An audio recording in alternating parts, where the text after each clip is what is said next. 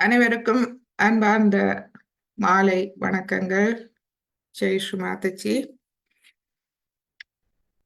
இன்றைய எமது ஆரம்ப வகுப்பை நாம் தொடர்வோம்.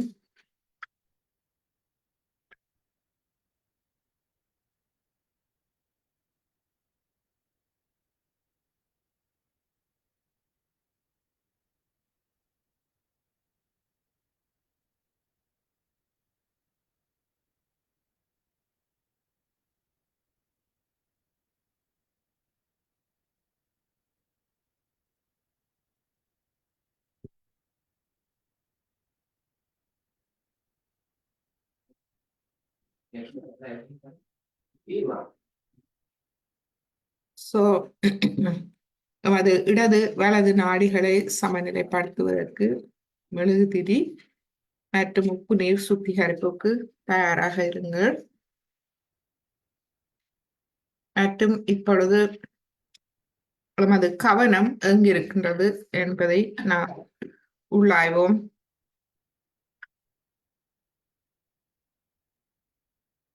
நமது எண்ணங்கள், கவலைகள், பிரச்சனைகள் அனைத்தையும் நாம்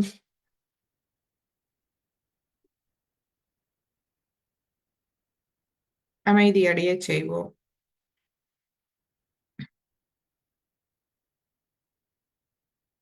எம்மை முற்றிலும் இலகுவாக வைத்துக் கொள்வோம்.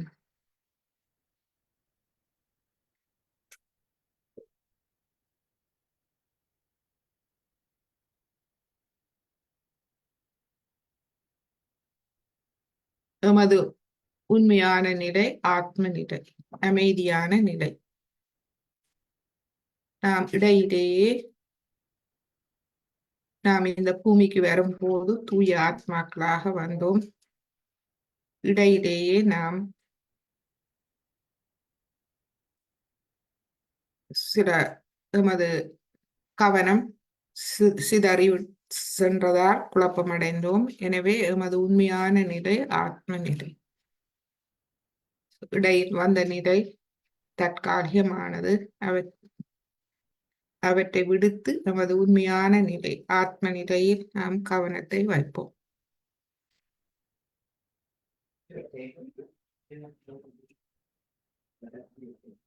எந்த எதிர்வினையும் ஆற்றாமல்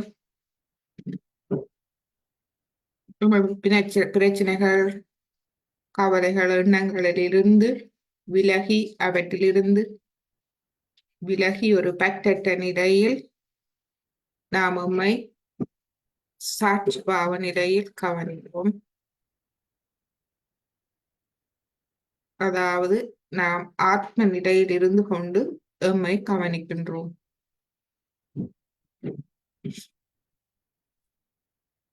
கடந்த வகுப்புகளில் எமது சாஸ்திரத்தை பலமாக வைத்திருப்பது எவ்வாறு என்பதை பார்த்தோம். கவன பயிற்சி செய்யலாம். எமது சாஸ்திரத்தில் 2 முண்டாங்குளம் உயர்த்தி எமது கையை வைத்து எமது கவனத்தை ஒருமுகப்படுத்தி அமைதிப்படுத்தலாம். அது கவன பயிற்சி. மற்றும் உறுதிமொழிகள், பிரார்த்தனைகள் தேவை ஏற்படும் போது நாம் செய்யலாம். உடல் ரீதியாக சில ஆரோக்கிய குறிப்புகளை நாம் பின்பற்றலாம். எண்ணெய் தேய்த்தல், சில பயிற்சிகள் மூலமாக நாம் எமது உடல் உள மனம் மற்றும் ஆத்ம ஆரோக்கியத்தை நாம் பேணலாம்.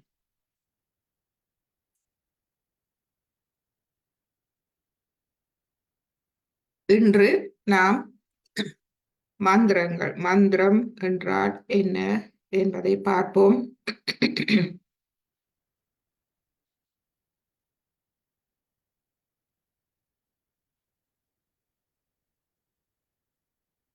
இந்த சொல்லை நாம் அனைவரும் கேள்விப்பட்டிருக்கின்றோம்.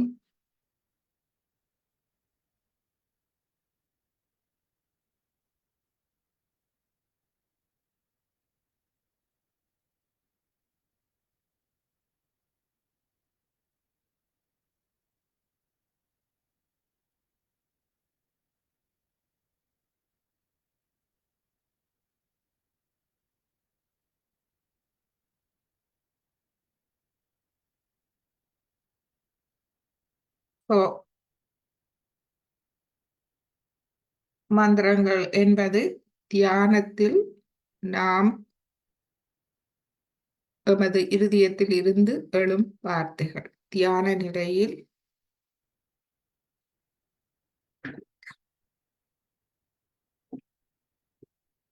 இது ஒரு ஆத்மாவின் வெளிப்பாடு. எமது ஆத்மாவை நாம் வெளிப்படுத்தும் வார்த்தைகள், அவையே மந்திரங்கள் ஆகும். இவை எமது ஆத்மாவை வெளிப்படுத்துவதால் நுண்ணதிர்வுகள் நிறைந்தவை. மந்திரங்கள் நுண்ணதிர்வுகளை நிறைந்தவை. எனவே எமது சக்கரங்கள், நாடிகளில் இவை நல்ல மாற்றத்தை தரவல்லது. அதிர்வு தரும் எந்த ஒரு எண்ணமும் எமது இதயத்தில் இருந்து எழும் ஆத்மாவை வெளிப்படுத்தும் எந்த ஒரு வார்த்தையும் மந்திரமாகும். எனவே ஆத்ம விழிப்புணர்வு பெற்ற பின்பு நாம் இதயபூர்வமாக வேண்டிக் கொள்ளும் அனைத்தும் சக்தி வாய்ந்தவை, நுண்ணதிர்வுகள் கொண்டவை மந்திரங்கள் ஆகும். எமது தியானத்துக்கு உதவ வல்லவை.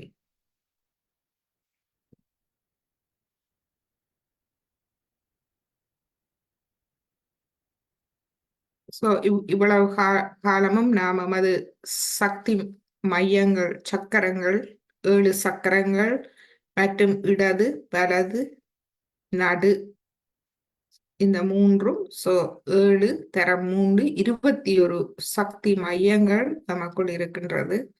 அதனுடைய உறுதிமொழிகளை நாம் ஒவ்வொரு சக்கரமாக பார்க்கும் போது பார்த்தோம்.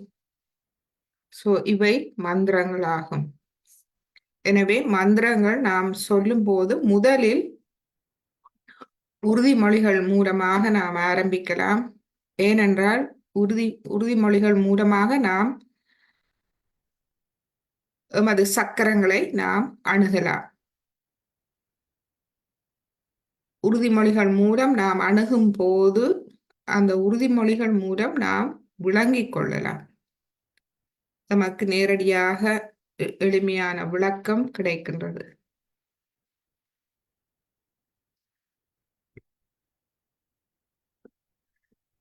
இந்த மந்திரங்கள் பல வகை, அதாவது நுண்ணதிர்வுகளை தர வல்லவை.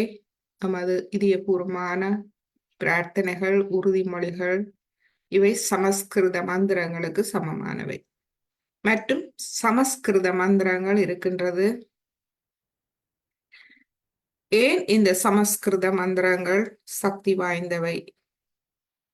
குண்டலினி எண்ணெய் சக்தி மையங்களுக்கூடாக செல்லும் பொழுது ஒலி எழுப்பப்படுகின்றது. இந்த ஒலிகளே உயிரெழுத்துக்களாக மொழிகளில் வந்தவை. இந்த ஒலிகளே தேவநாகரி மொழியில் உயிரெழுத்துக்களாக வந்தவை.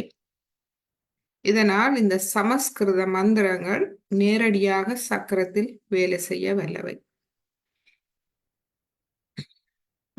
மற்றும் எமது முன்பு வாழ்ந்த ஞானிகள், புனிதர்கள் ஸ்லோகங்கள், பாடல்களை எமக்கு தந்திருக்கின்றார்கள் இசையோடு.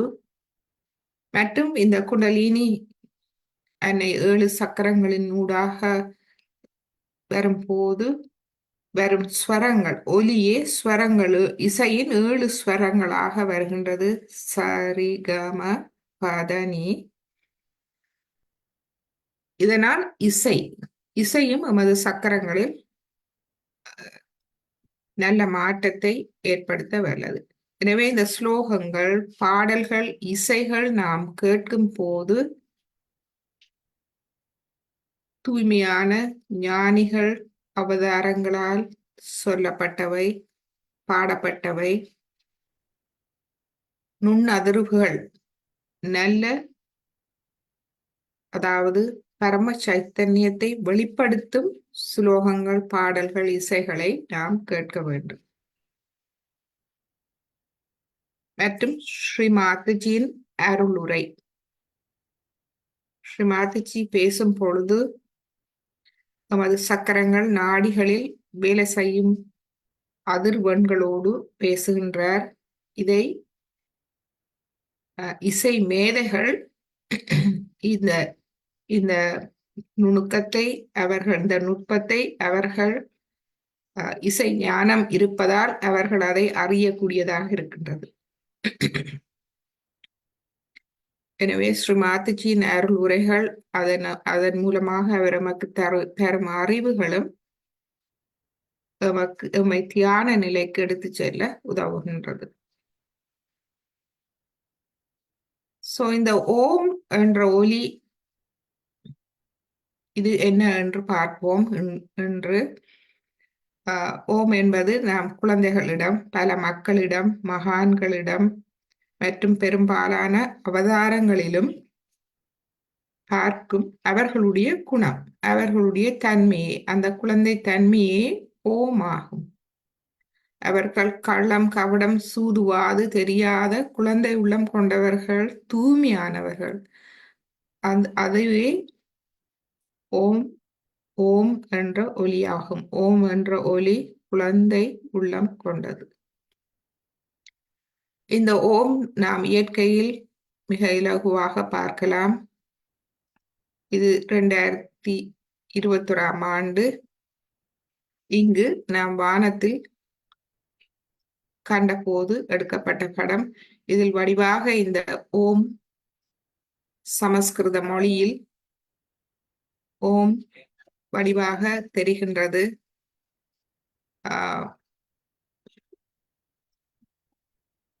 மற்றும் சற்று நேரம் இந்த ஓமிற்கு பக்கத்தில் இந்த ஓம் இதில் இருக்கின்றது மூன்று என்ற வடிவில். அதன் பக்கத்தில் ஸ்ரீ கணேசரின் உருவானதை நீங்கள் காணக்கூடியதாக இருக்கும். அவருடைய தும்பிக்கை இவ்வாறு வளைந்து செல்கின்றது, அவருடைய இரு கண்கள்.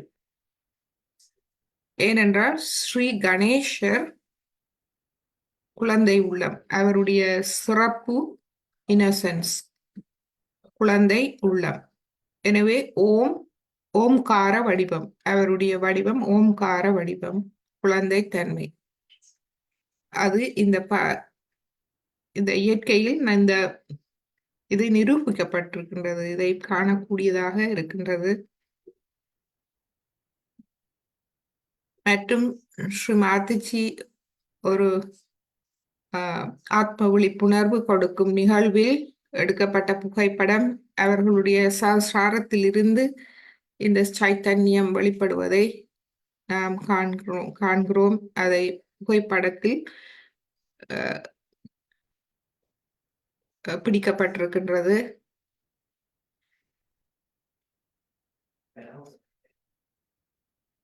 எனவே இந்த ஓம் என்ற ஒலி பிரபஞ்சத்தின் ஆதி ஒலி, முதல் ஒலியாகும்.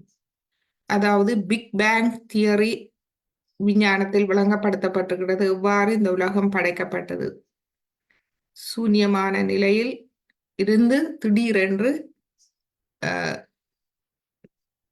இந்த உலகம் படைக்கப்பட்டது என்று பிக் பேங் தியரி சொல்கின்றது. ஸ்ரீ மாதாஜி எமக்கு அவற்றை விளங்கப்படுத்துகின்றார். சதாசிவம் அவர் ஒரு புள்ளியாக ஒடுங்கி ஒரு புள்ளியாக இருந்து திடீரென்று விரிவடைந்ததால், அதாவது தனது சக்தியை பிரித்தார். பிரிக்கும் போது ஏற்பட்ட ஒலியே ஓம் என்ற ஒலி. தனது சக்தியை தன்னிடமிருந்து வேறுபடுத்தி சக்தியை படைக்குமாறு, இந்த பிரபஞ்சத்தை படைக்குமாறு வேண்டிக் கொண்டார். அந்த நேரம் ஏற்பட்ட ஒலியே ஓம் என்ற பிரணவ ஒலி.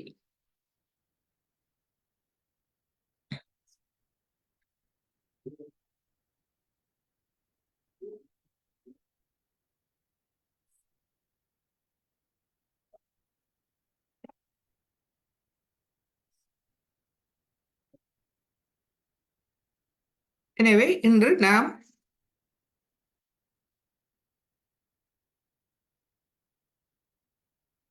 எமது தியானத்தை தொடருவோம்.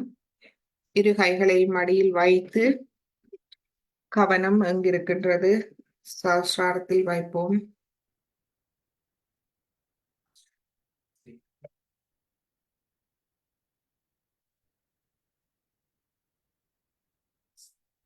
எம்மை சிறிது உள்ளாய்வு செய்வோம். நாம் அமைதியாக இருக்கின்றோமா? எண்ணங்கள், பிரச்சனைகள், கவலைகளை முழுமையாக மன்னித்து அமைதி நிலைக்கு செல்லுவோம்.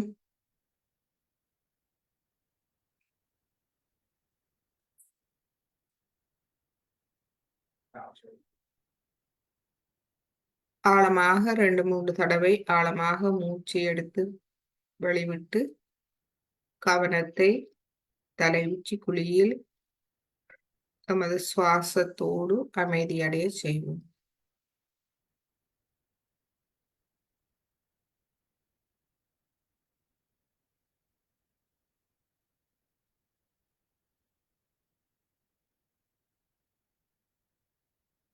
இப்பொழுது மெதுவாக குண்டலினி அணையை எழுப்பி கவசம் விட்டுக் கொள்வோம். முதலாவது தடவை,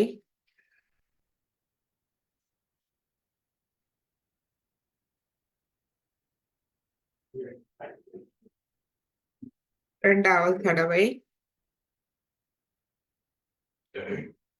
மூன்றாவது தடவை,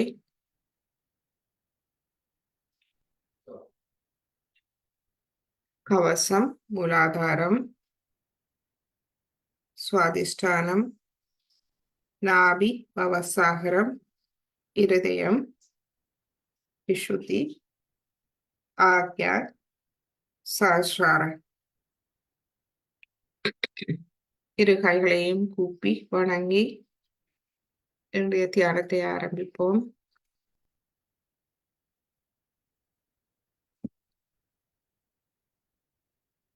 நமது 3 நாடிகள் சமநிலை அவசியமாகின்றது.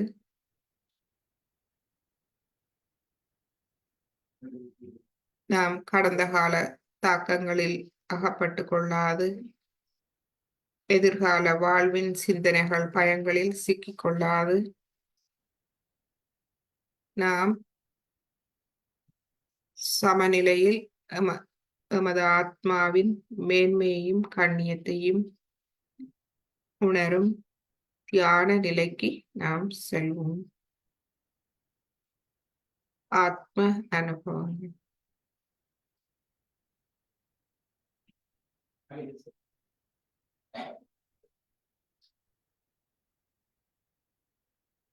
உப்பு நீர் சுத்திகரிப்புக்கு தயாராக இருப்பவர்கள் கால்களை உப்பு நீரில் வைக்கலாம்.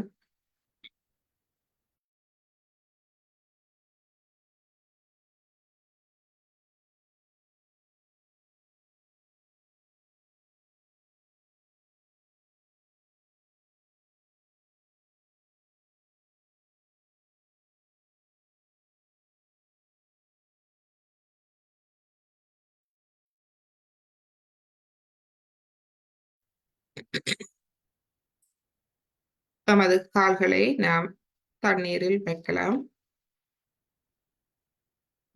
இடது நாடியை சுத்திகரிப்போம்.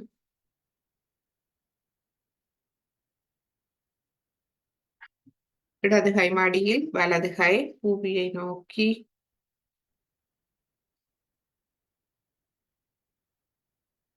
மாத்திச்சு. கடந்த காலம் முடிந்த ஒன்று.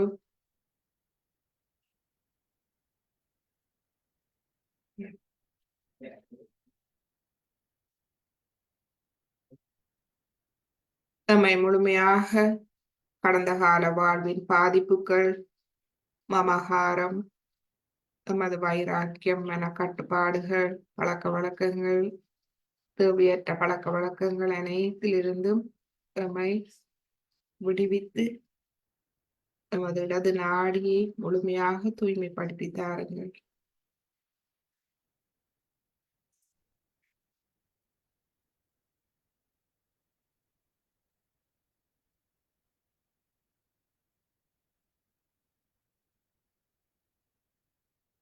தங்கள் அருளால் நான் ஒரு தூய ஆத்மா என்ற உண்மையை அறிந்து கொண்டேன். எனவே நான் என்னை முழுமையாக அறிந்து கொள்ளும் எனது ஆத்மாவை மேன்மையையும் கண்ணியத்தையும் அறிந்து கொள்ளும் தூய விருப்பத்தை எனக்குள் தந்தருளுங்கள்.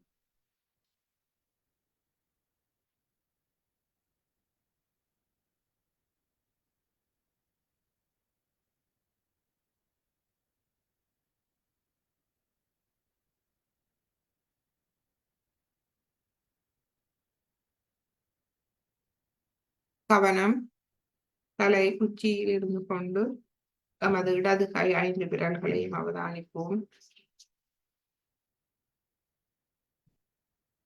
வலது கை பூமியை நோக்கி இருக்கட்டும்.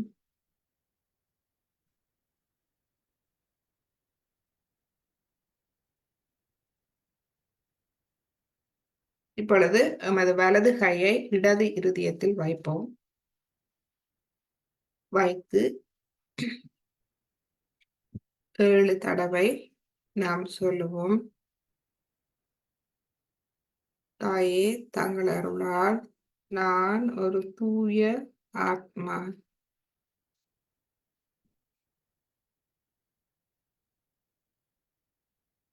ஒவ்வொரு தடவையும் சொன்ன பின்பு நாம் சிறிது கவனிப்போம். தாயே, தங்கள் அருளால் நான் ஒரு தூய ஆத்மா.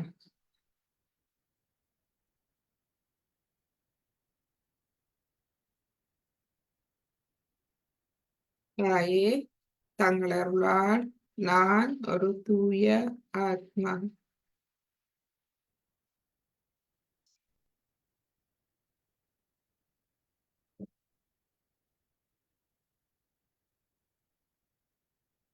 தாயே, தங்கள் அருளால் நான் ஒரு தூய ஆத்மா.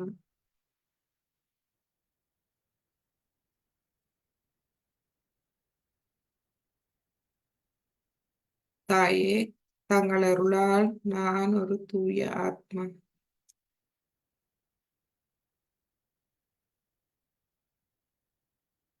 ஆத்மா. தாயே, தங்கள் அருளால் நான் ஒரு தூய ஆத்மா.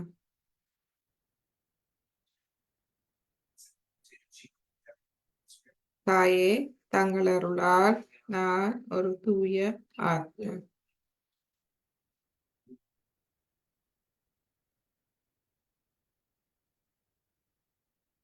தாயே, தங்கள் அருளால் நான் ஒரு தூய ஆத்மா.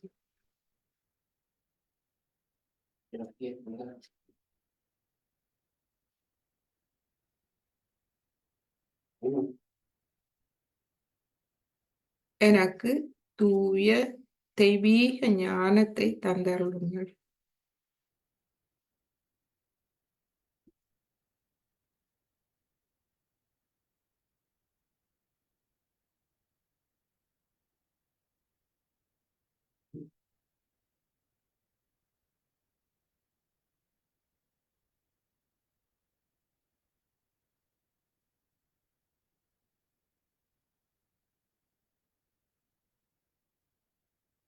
இப்பொழுது நமது வலது கையை மடக்கி கொண்டு வருவோம்.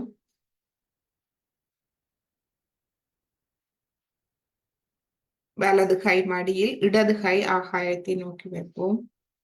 இதில் பிரார்த்திப்போம். தாயே, எனது வலது நாடியில் இருக்கும் அனைத்து பாதைகளையும் ஆகாய மார்க்கமாக அகற்றி எனது வலது நாடியை தூய்மைப்படுத்தி தாருங்கள்.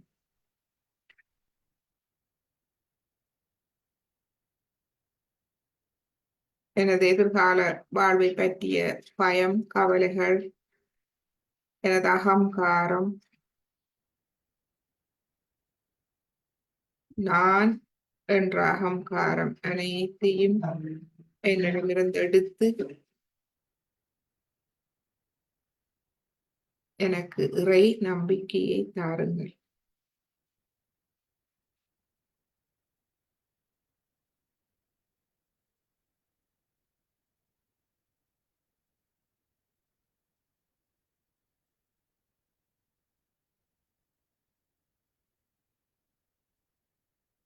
தேவையற்ற மன உடல் தொழிற்பாடுகளை தவிர்த்து தூய தியான அனுபவங்கள், திவ்ய தெய்வீக அனுபவங்களை கண்டரும்.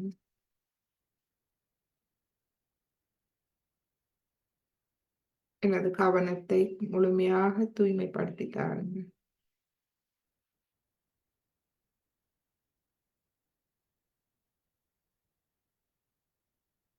நமது வலது கை 5 விரல்களையும் அவதானிப்போம்.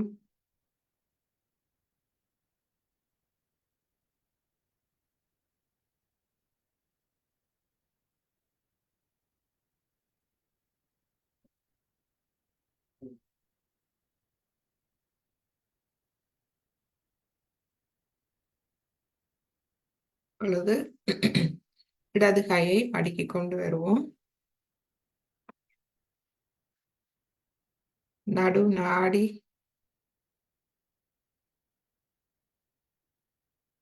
குண்டலினி சக்தியின் முன்னேற்ற பாதையாகும். தானாக இயங்கும் ஒன்று. எனவே நாம் முழுமையாக சரணாகதி அடைவோம். தாயே, நான் ஒன்றும் செய்வதற்கில்லை, தாங்களே அனைத்தையும் செய்வதும்.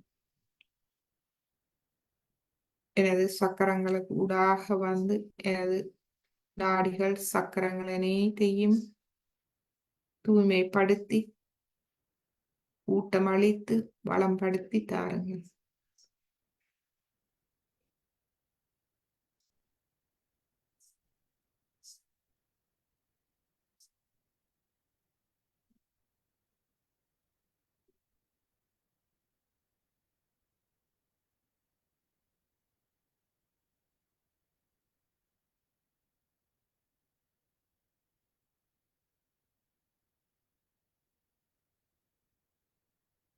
இப்பொழுது நாம் குண்டலினி அன்னைக்கு உதவியாக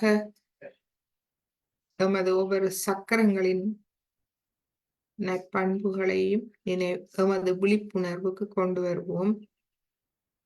பிரார்த்தனை மூலமாக, உறுதிமொழிகள் மூலமாக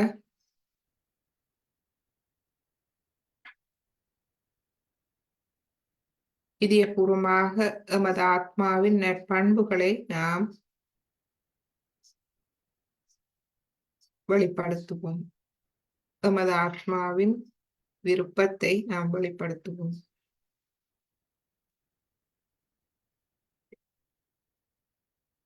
எமது முழு இடா நாடிக்கும் உரிய உறுதிமொழி. மாதாஜி எமது குருவும் தெய்வீக குருவும் தெய்வீக அன்னையும் எம்மை முழுமையாக இந்த ஆத்ம முன்னேற்ற பாதையில் எம்மை வழி நடத்தி செல்பவர். அன்னையிடம் கேட்போம். ஸ்ரீ மாதாஜி, உங்கள் அருளால் நான் தூய ஆத்மாவின் மீது கவனத்தை செலுத்தும் அதிர்ஷ்டத்தை பெற்றிருக்கின்றேன். வலது நாடியில் நாம் சுய மரியாதையை உணர வேண்டும், தன் நம்பிக்கையை உணர வேண்டும். இதுவே எம்மை கடந்த காலத்தில் இருந்து மீட்டெடுக்க வல்லது. நாம் இப்பொழுது புனிதர்கள். எனவே தன் நம்பிக்கையோடு நாம் சொல்லுவோம், சுயமரியாதையோடு, தாயே, உங்கள் அருளால் நான் தூய ஆத்மாவின் மீது கவனத்தை செலுத்தும் அதிர்ஷ்டத்தை பெற்றிருக்கின்றேன்.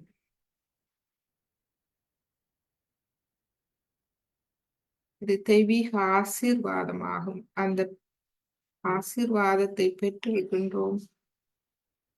அதற்கு அருகதையானவர்களாக ஆகியிருக்கின்றோம். நாம் தேர்ந்தெடுக்கப்பட்டிருக்கின்றோம்.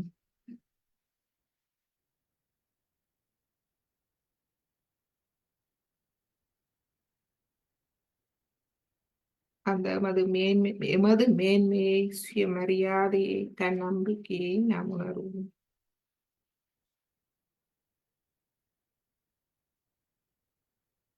வலது நாடியில் தெய்வீக நம்பிக்கை, மகிழ்ச்சி. நீங்களே தூய ஆத்மா.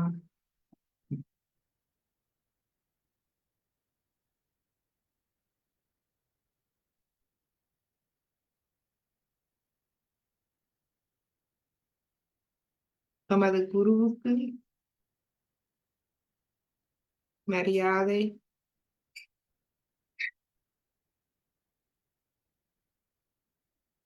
மகிழ்ச்சி. நீங்களே தூய ஆத்மா.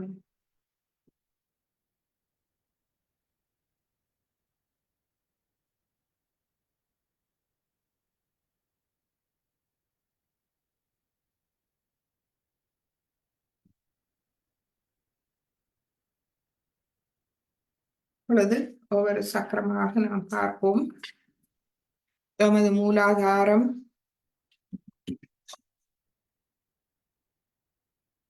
நமது வலது கை 5 விரல் நுனிகளையும் மூலாதாரத்தை நோக்கி நாம் செலுத்துவோம். மூலாதாரம் என்பது நாம் அமரும் போது நாற்காலியிலேயோ அல்லது நிலத்திலேயோ நமது முள்ளந்தண்டு பாகம் படும் இடம், அதுவே எமது மூலாதாரம். எனவே வலது கையின் 5 விரல்களையும் நமது நடு மூலாதாரத்தை நோக்கி நோக்கி வைப்போம். வைத்து அதில் பிரார்த்திப்போம். தாயே, என்னை குழந்தை தன்மையுடன் வைத்திருங்கள். அதுவே ஓம் ஆகும், குழந்தை தன்மை. இப்பொழுது நமது கையை இடது மூலாதாரத்தை நோக்கி வைப்போம். விரல்களை நீங்கள் மணிக்கூட்டு திசையில் சிறிது சுற்றலாம். இங்கு பிரார்த்திப்போம். தன் நம்பிக்கையோடு சொல்லுவோம். தாயே, உங்கள் அருளால் நான் குழந்தை போன்று கள்ளம் கபடம் இல்லாமல் இருக்கின்றேன். அதுவே நான் களங்கம் இல்லாத குழந்தை உள்ளம் கொண்ட தூய ஆத்மா.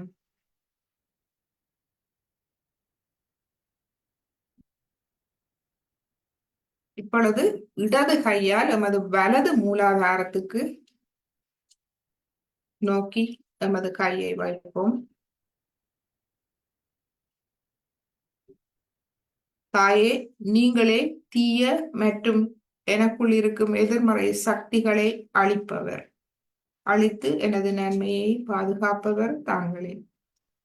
நான் ஒன்றும் செய்வதில்லை.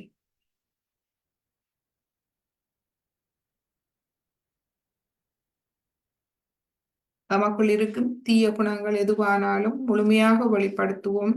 தாயிடம் வேண்டிக் கொள்வோம். தாயே, நீங்களே அழித்து விடுங்கள்.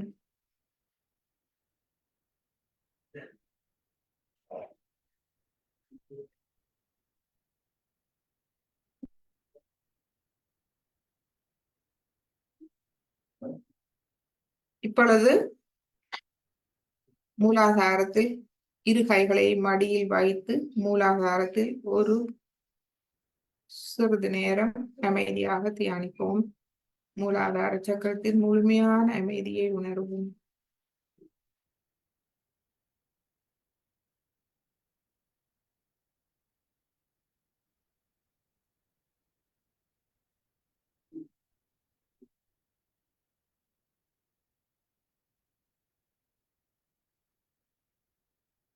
இப்பொழுது சுவாதிஷ்டானம்,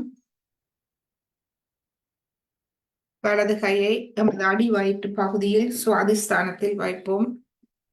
சுவாதிஷ்டானத்தில் நீங்கள் கைகளை வைக்கலாம். விரும்பினால் நுண்ணதிர்வுகளும் கொடுக்கலாம். நுண்ணதிர்வுகள் நாம் சுற்றி கடிகாரம் சுற்றும் திசையில் சுற்றி கொடுப்போம், அல்லது கைகளை வைக்கலாம்.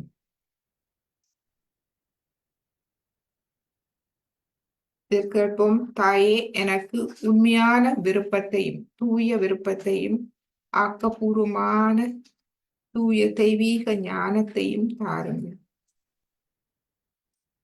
இந்த தெய்வீக ஞானத்தை நாம் கேட்கும் போது நாம் நமது தியான தெய்வீக அனுபவங்கள் அதுவே எமது ஞானமாகும்.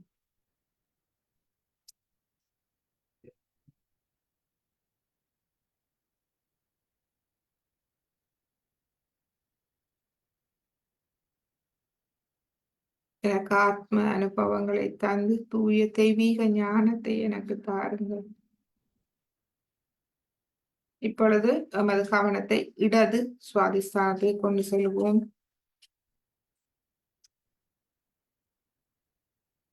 நானே கடவுளிடமிருந்து வரும் தூய அறிவாக இருக்கின்றேன்.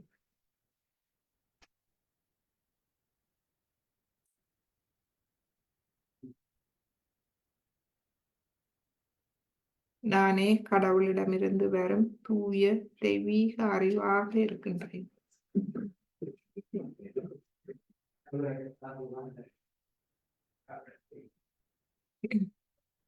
இப்பொழுது எமது வலது சுவாதிஸ்தானம் நீங்கள் சுற்றி நுண்ணதிர்வு கொடுப்பதென்றால் நுண்ணதிர்வு எப்பொழுதும் வலது கையால் கொடுக்க வேண்டும்.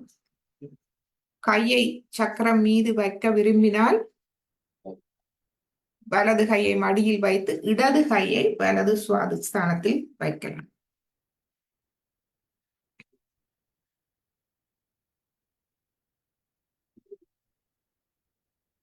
இதில் பிரார்த்திப்போம்.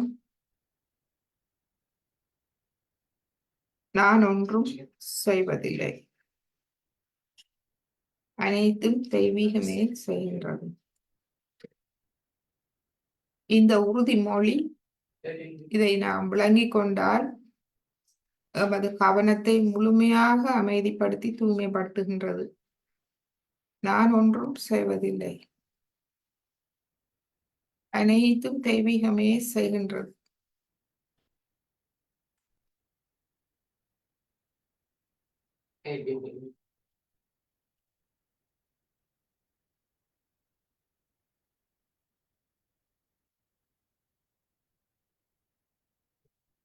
இப்பொழுது இரு கைகளை மடியில் வைத்து சுவாதிஸ்தான சக்கரத்தில் சிறிது நேரம் தியானிப்போம்.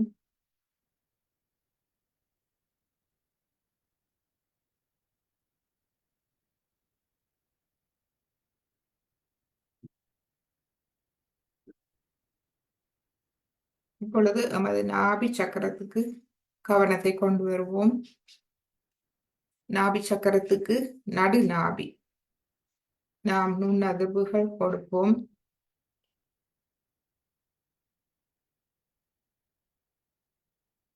எனக்கு உலக வாழ்வில் திருப்தியையும்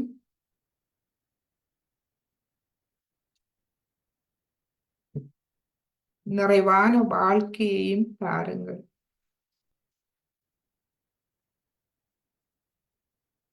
தாயே, எனக்கு உலக வாழ்வில் அமைதி, திருப்தி, நிறைவான வாழ்வை தாருங்கள்.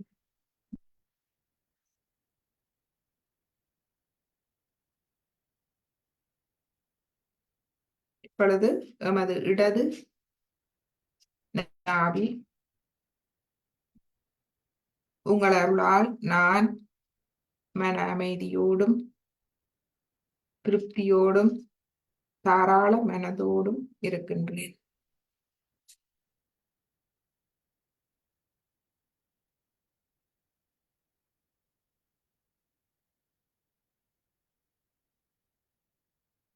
இப்பொழுது எமது வலது நாவி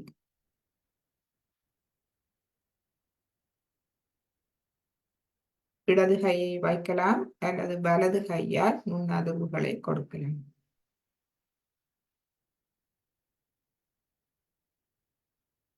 தாயே, எனக்குள் இருக்கும் கண்ணியம் நீங்களே. குண்டலினி அன்னை எமக்குள்ளேயே இருக்கின்றார். ஒவ்வொருவருக்கும் தனித்தனியாக ஒவ்வொருவருக்குள்ளும் இருக்கின்றார். சொந்த தாயாக அவரே எமது கண்ணியமாகும்.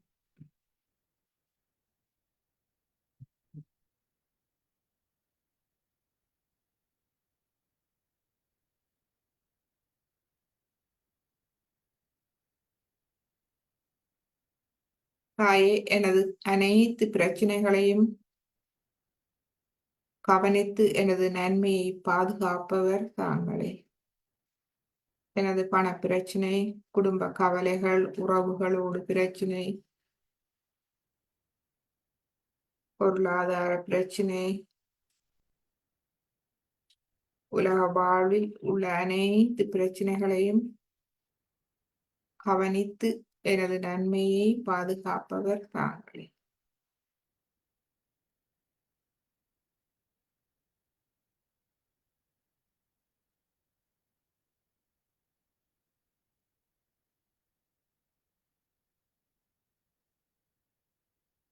பொழுது சிறிது நேரம் நாபியில் நாம் தியானிக்கலாம்.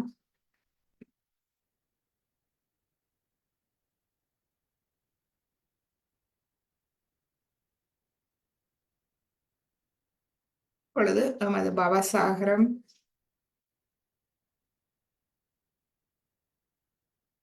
நடு பவசாகரம். தாயே, நானே எனக்கு குருவாக இருக்க செய்யுங்கள்.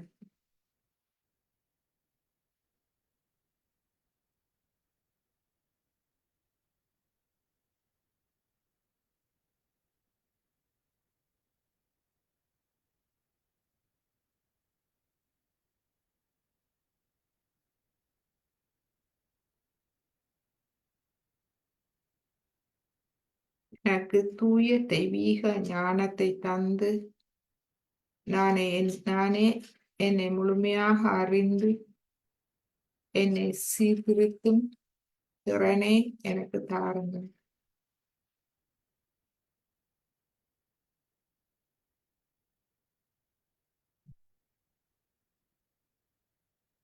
இடது பவசாகரம்.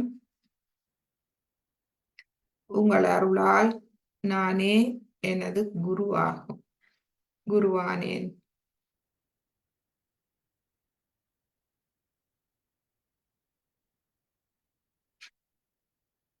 வலது பவசாகரம்.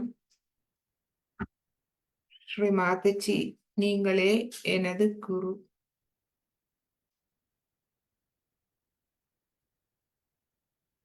அதில் எனக்கு எந்த சந்தேகமும் இல்லை. உங்கள் வழிகாட்டலில் எனது வாழ்வில் நான் முன்னேற்றம் அடைந்து ஆத்ம முன்னேற்றத்தை அடைகின்றேன். அமைதி, அறிவு, ஞானம் பெற்று எனது வாழ்வில் மிகப்பெரிய மாற்றத்தை கண்டு நான் முன்னேறுகின்றேன். நீங்களே எனது குருவாகுவீர்கள். முழுமையாக தங்களை எனது குருவாக ஏற்றுக்கொண்டேன்.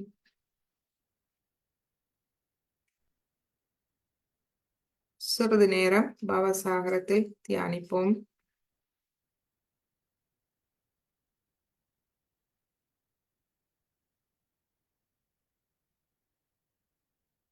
இப்பொழுது எமது இருதயம்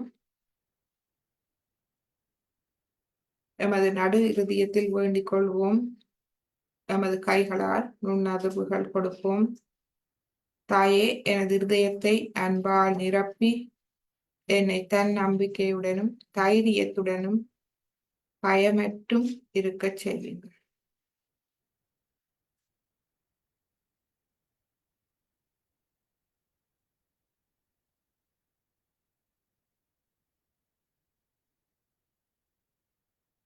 தன் நம்பிக்கை, இறை நம்பிக்கை இரண்டும் இருக்கும் போது அங்கு பயம் இல்லை.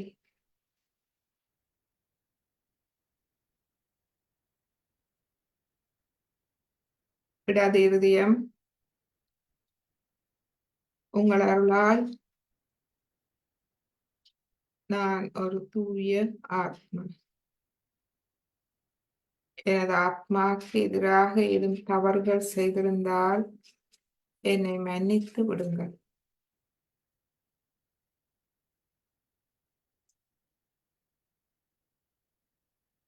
உங்கள் அருளால் ஒரு தாயின் அன்பை பிரதிபலிக்கும் கருவியாக இருக்கின்றேன். ஸ்ரீ மாதச்சி, உங்கள் அருளால் உங்கள் அன்பை பிரதிபலிக்கும் கருவியாக இருக்கின்றேன்.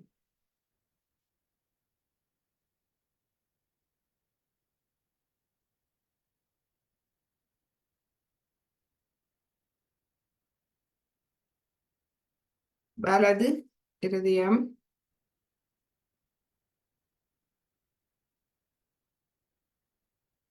தாயே, எனக்குள் இருக்கும் பொறுப்புணர்வு, கடமை உணர்வு, கடமை உணர்வு தாங்கள் ஆவீர்கள் மற்றும் தர்மம் நன்னடத்தையின் எல்லையாக இருந்து என்னை பாதுகாக்கின்றீர்கள். ஒரு தந்தையின் அன்போடு நன்னடத்தையின் எல்லையாக இருந்து என்னை பாதுகாக்கின்றீர்கள்.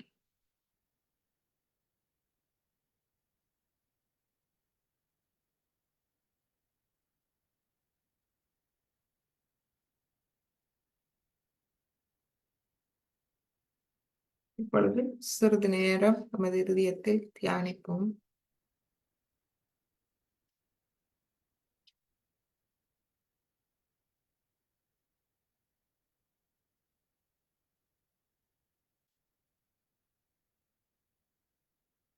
அது நமது விசுத்தி சக்கரத்துக்கு வருவோம்.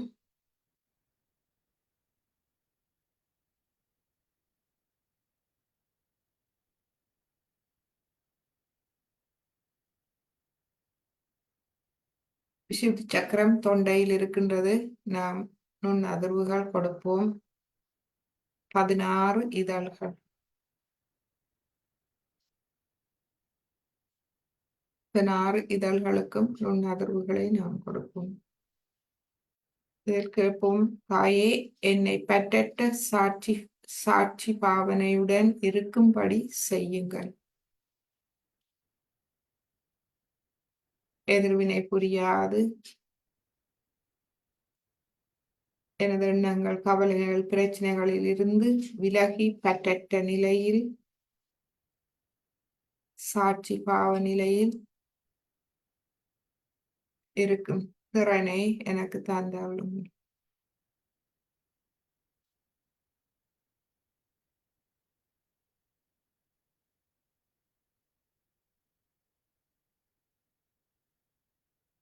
என்னையும் பரபிரம்மத்தின் ஒரு அங்கமாக மாற்றுங்கள்.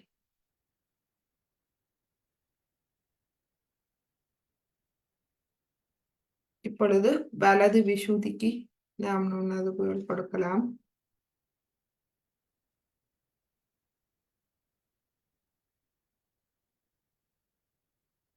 நான் ஒரு தூய ஆத்மா. நான் எந்த குற்றமும் அறியேன் தாயே. நான் என்னை முழுமையாக எதிர்கொண்டு எனது பிழைகளை திருத்தி முன்னேறுவேன்.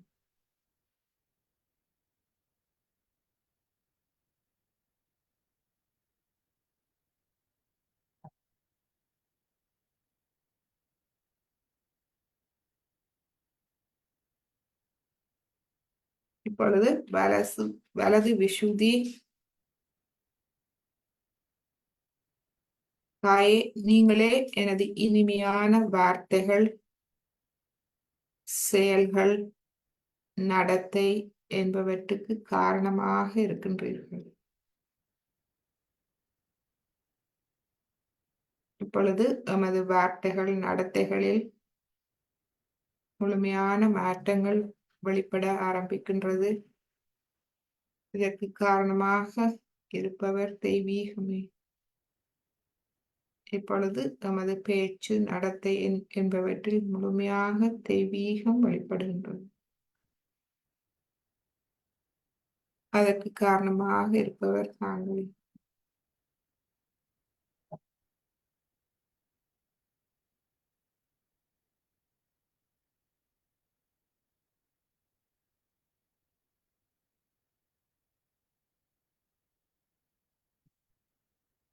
இப்பொழுது சிறிது கவனத்தை விசுதி சக்கரம், அதாவது உமது தொண்டை குழியில் வைப்போம்.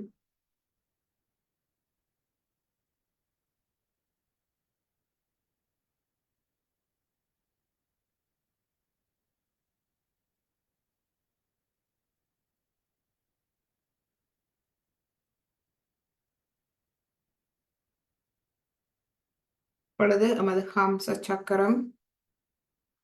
சக்கரத்துக்கு நாம் நுண்ணறிவுகளை கொடுப்போம். தாயே, என்னை சீர்திருத்தம் செய்யவும், நானே சரிப்படுத்திக் கொள்ளவும், நல்லது கெட்டது பகுத்தறியுமாறும் செய்யுங்கள். அதாவது எனக்கு பகுத்தறிவை தந்தருளும்.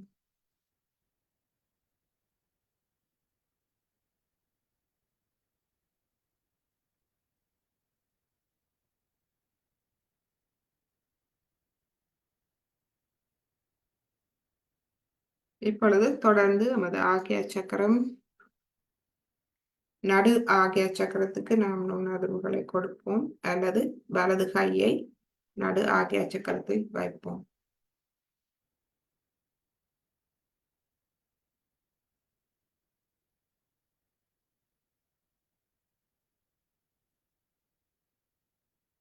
தாயே, எனக்கு மன்னிக்கும் சுபாவத்தையும் தியாக மனதையும் தந்தருளுங்கள்.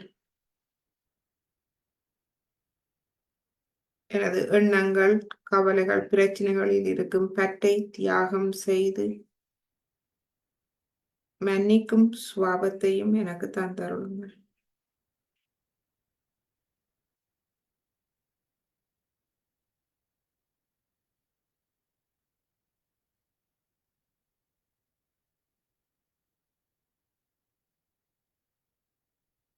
அல்லது எமது இடது ஆகிய பிடரி, எமது பின்பக்க தலை பிடரியில் கை வைத்து அண்ணாந்து ஆகாயத்தை பார்க்கும்படியாக அண்ணாந்து சொல்லுவோம். உங்கள் அருளால் தயவு செய்து என்னை மன்னித்து விடுங்கள். என்னை அனைத்து கர்மாக்களில் இருந்தும் விடுவித்து விடுங்கள். நாட்டின் கர்மா, முன்னோர்களின் கர்மா, முற்பிறப்பு கர்மா, பெற்றோரின் கர்மா, அனைத்து கர்மங்களில் இருந்தும் என்னை முழுமையாக விடுவித்து விடுங்கள்.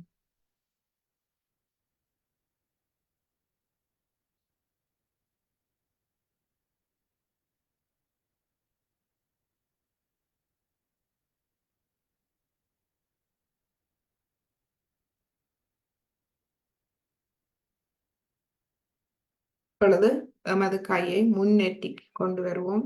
வலது ஆகிய சக்கரம் முன்னேற்றி,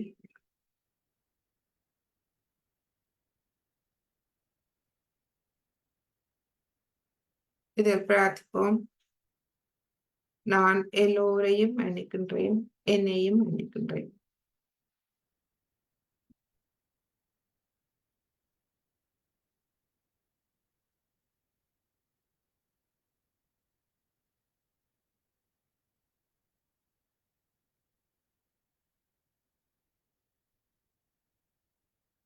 நான் எல்லோரையும் மன்னிக்கின்றேன், என்னையும் மன்னிக்கின்றேன்.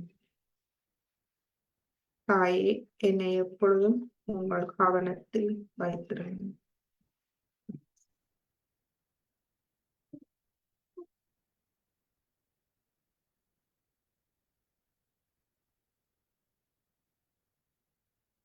இப்பொழுது நமது சாரத்தில் கவனத்தை வைப்போம். சாஸ்திரத்தில் நாம் பிரார்த்திப்போம். தாயே, தயவு செய்து எனக்கு எனது ஆத்ம விழிப்புணர்வை நிலைநாட்டித்தாருங்கள். எனது ஆத்ம விழிப்புணர்வை நிலைநாட்டுங்கள்.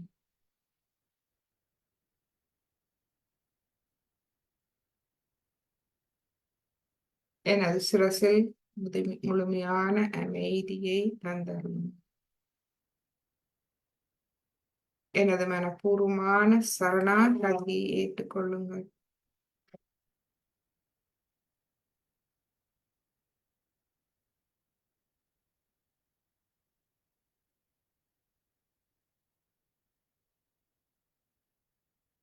எனக்கு ஆத்ம விழிப்புணர்வு தந்தருளியமைக்கு எனது இதயபூர்வமான நன்றிகள் தாயே.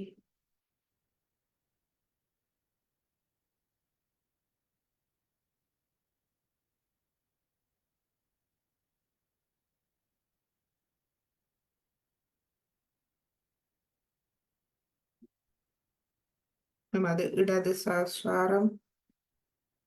ஸ்ரீ மாதாஜி, உங்கள் அருளால் நான் எனது மமகாரம், வைராக்கியம் என கட்டுப்பாடுகளில் இருந்து பாதுகாக்கப்படுகின்றேன்.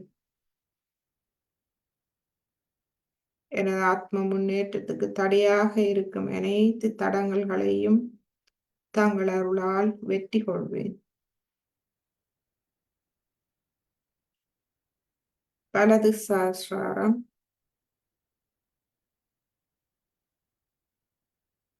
ஸ்ரீ மாதாஜி, நீங்களே எனது ஆத்ம முன்னேற்றத்துக்கு தடையாக இருக்கும் அனைத்து தடைகளையும் சவால்களையும் நீக்கி எனக்கு வெற்றி அளிப்பவர் தாங்களே.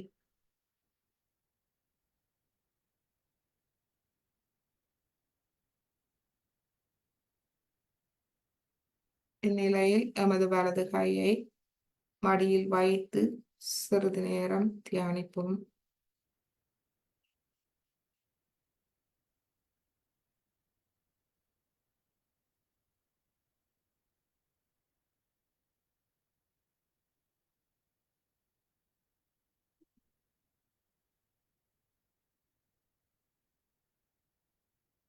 எண்ணங்கள் வருமாயின்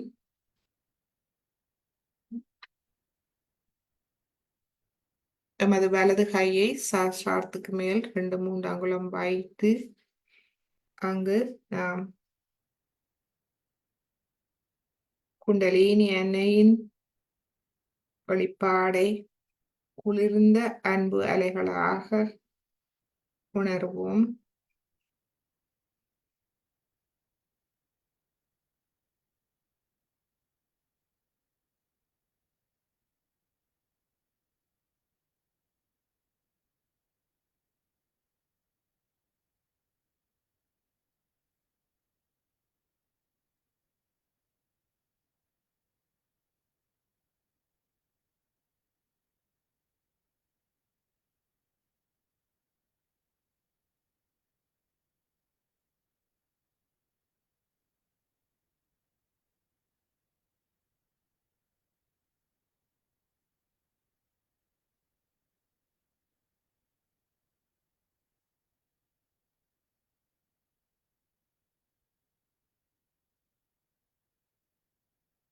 இப்பொழுது நமது இடது கையால் உணர்வோம்.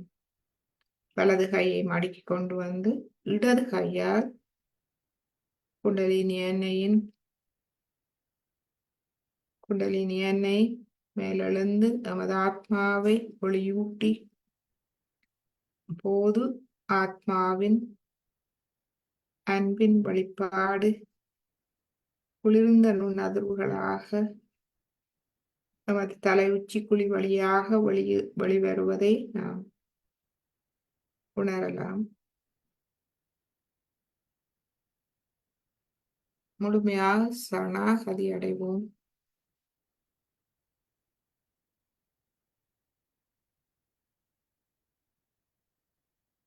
ஒரு சிறிது நேரம் தியான நிலையில் இருப்போம்.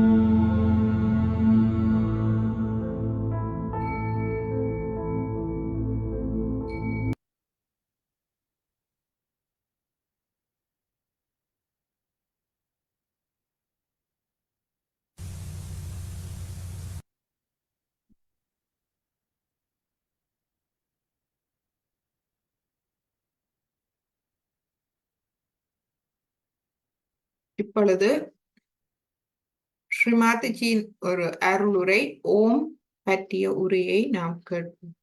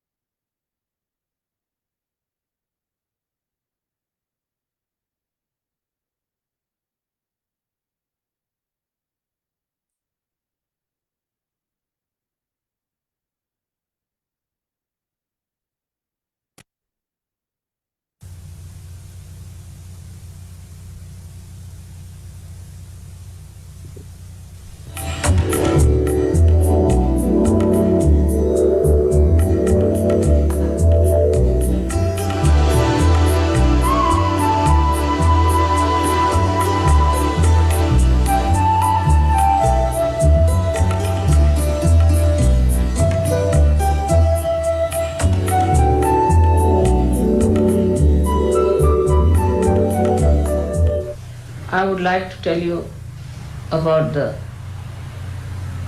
great word called Om, what it is, what it represents, and how it came into being.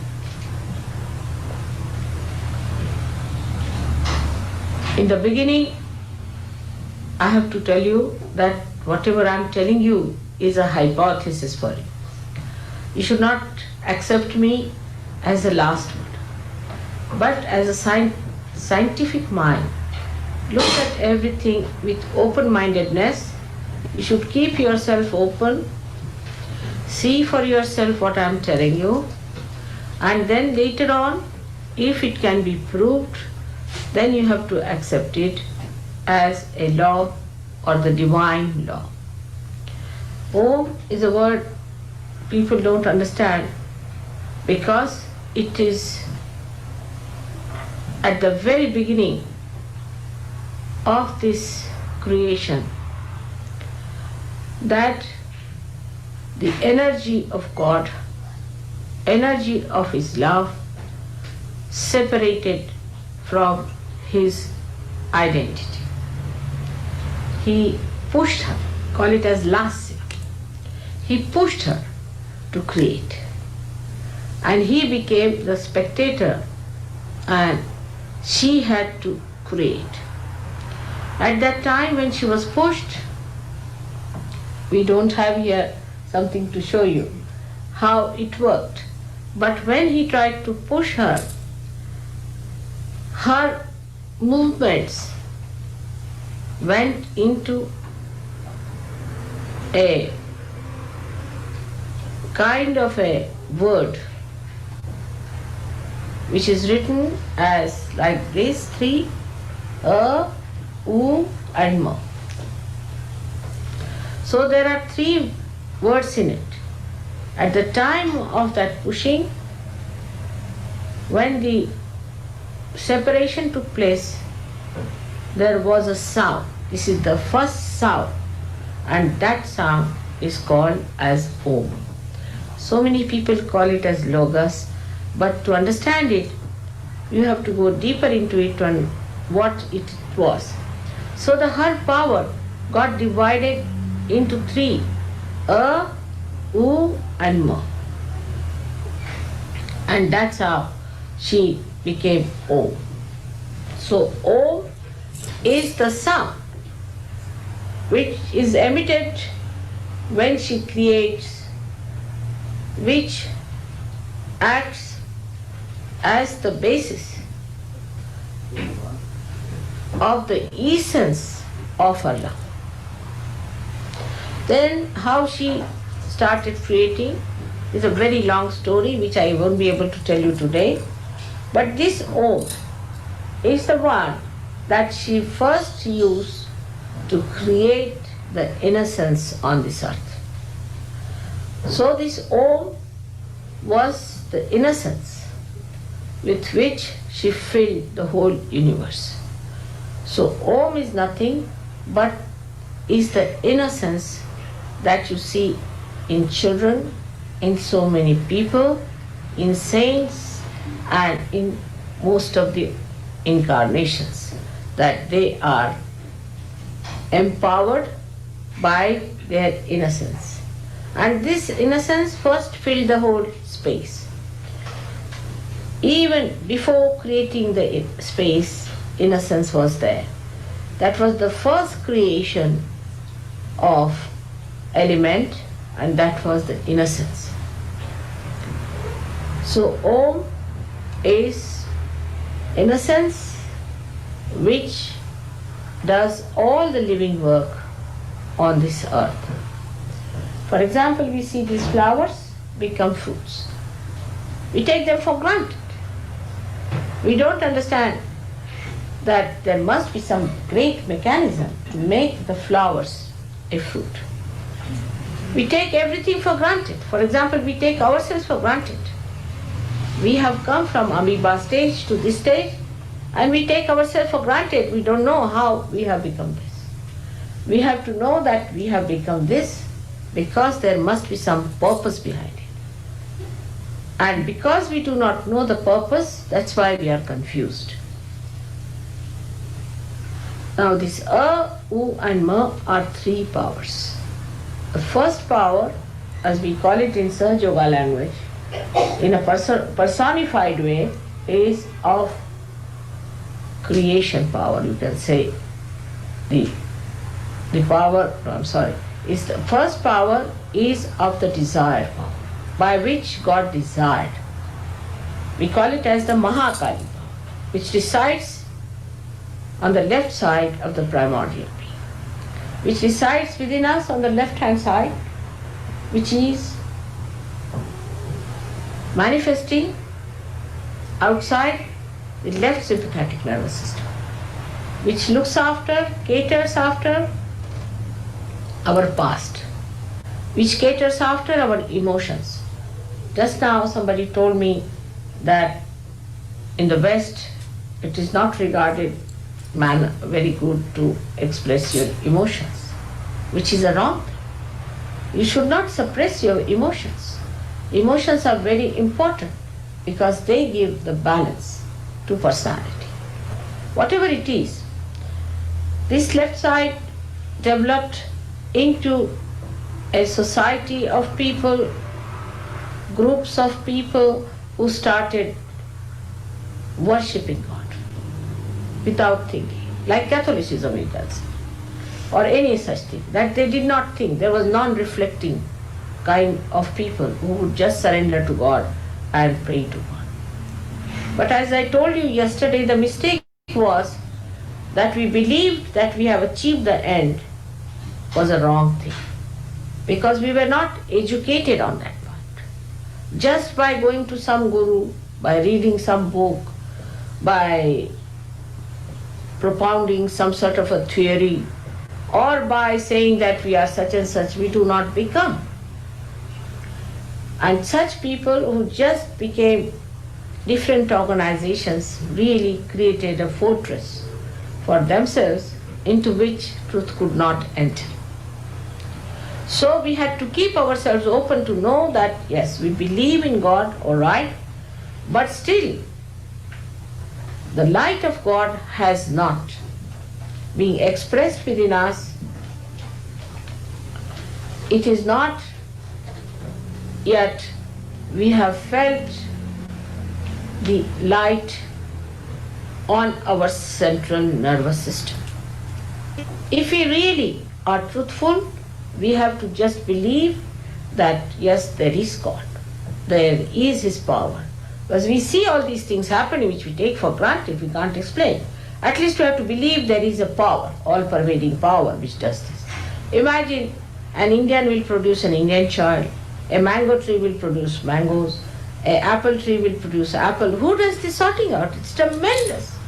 Tremendous things are happening, but we take everything for granted. Now all these things happen to us, but we take things for granted, and also we take for granted our beliefs. So the left-sided people started working on the devotion and dedication and saying that God, you are everything. But those who were not educated by great saints and seers accepted it as if they are the chosen ones, or they are something already achieved God, or they are already realized souls, and they formed groups. And that was the death of truth there. Now the second type of people came out of the another power, which is the right side power of action, of creation. Out of this power, the whole creation took place of all the sun, the moon, the stars, and all constellations, and all the 14 universes were created out of this power, which is the right sided, called as Mahasaraswati. This power started working among people, and they thought that as this power has created all the elements, we should try to go to the essence of the element and try to invoke it. So the invocation of the element started by another group of people. The group of people that started this were doing yajnas. You see, they used to invoke the fire and say the mantra of Yom of the Nirakara is the formless, and they tried to do many things of this kind just to invoke the element. So the second group of people started doing this. Now, invoking the element has resulted into today's knowledge of science, because once you go into the essence of the matter or the elements, you can harness it and you can find out how to use it. There's another method also by which you can harness it. If you become really the spirit, you can manage that also. But at the rational level and the human level, they achieve the science. But science is still a blind lane. And not only that, but it has a linear movement by which we have developed horrible things like atom bombs and all these modern things which are shattering our confidence. So the second group of people were searching in this. There was a third group of people who came out of the third power of Mahalakshmi, who were the people who were just trying to see the spirit evolve themselves. And the third type of people were the ones who went into the forest and lived there. Thank God, India is such a country that you can live under a tree. You don't have to wear a coat and hat when you have to go out of the house, spend about 15 minutes dressing up yourself to protect us. So this place, India, is a place where you can live in a forest, you don't need much, you can eat fruits and you can be happy there. So the attention of people did not move outside as it moved in the West. They were not bothered as to get protection for themselves, make the houses, or to then get the cars and all those things which are needed for human comfort. I mean, it went to the other extreme of comfort. But in India, when this meditation took place, these great seers worked it out in such a way to find out what is the method of evolution. You'll be surprised, 14 years back, we have a poet called Markandeya who has described the evolutionary process in human beings. He has described it clearly, how the Kundalini rises, how she gives you the moksha, the realization.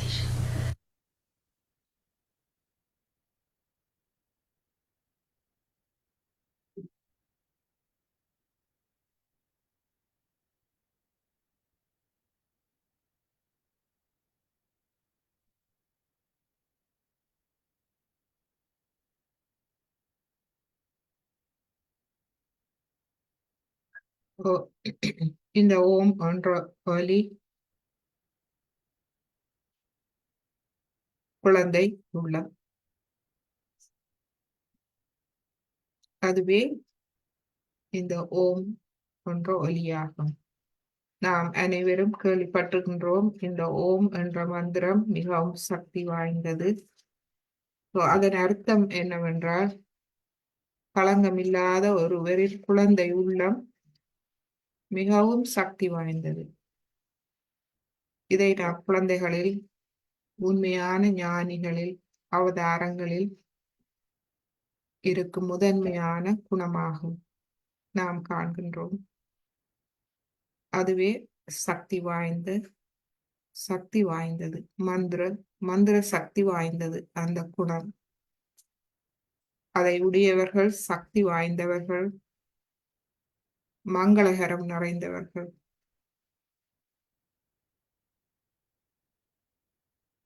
எனவே நாம் மந்திரம் என்றால் என்ன என்பதை நாம் விளங்கிக் கொள்ள வேண்டும். மந்திரங்களை தேடி நாம் அலைய தேவையில்லை, காசு கொடுத்து வாங்க தேவையில்லை. எமது ஆத்மாவின் இதயபூர்வமான வெளிப்பாடே மந்திரமாகும். எனவே நாமே பிரார்த்தித்துக் கொள்ளலாம். ஒவ்வொரு சக்கரங்களையும் அதன் பண்புகளை இப்பொழுது நாம் அறிந்து கொண்டோம். நாம் இதயபூர்வமான பிரார்த்தனைகள் மூலமாக நாம் நமது சக்கரங்கள் நாடிகளை சமநிலையில் தூய்மையாக வைத்துக் கொள்ளலாம்.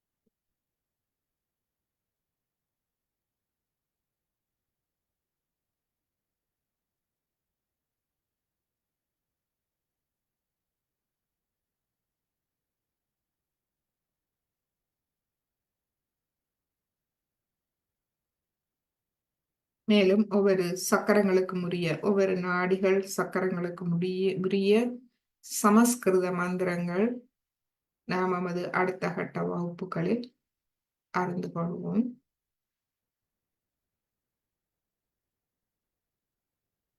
இப்பொழுது நாம் அமைதியாக குண்டலினியனை எழுப்பி கவசம் இட்டுக்கொள்வோம். முதலாவது தடவை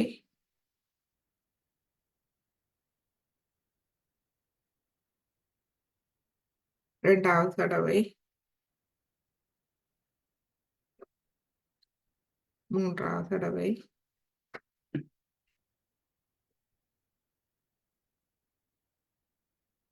கவசம், மூலாதாரம், சுவாதிஷ்டானம், நாபி, பவசாகரம், இருதயம், விசுத்தி, ஆக்யா, சஹஸ்ரம்.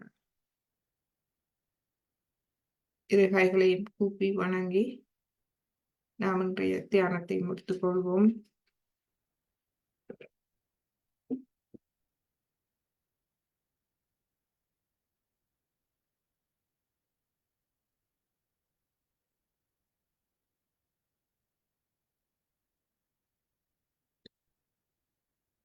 பேஸ்புக் அன்பர்கள், நாம் இப்பொழுது நமது ஒளிபரப்பை நிப்பாட்டுகின்றோம். நம்மோடு தொடர்பு கொள்ள விரும்பினால் நீங்கள் சாட் மூலமாக தொடர்பு கொள்ளலாம். மீண்டும் நமது புதிய வகுப்புகள் ஜூலை நடுப்பகுதியில் ஆரம்பிப்போம். திகதி நாம் பின்னர் அறிவிக்கின்றோம்.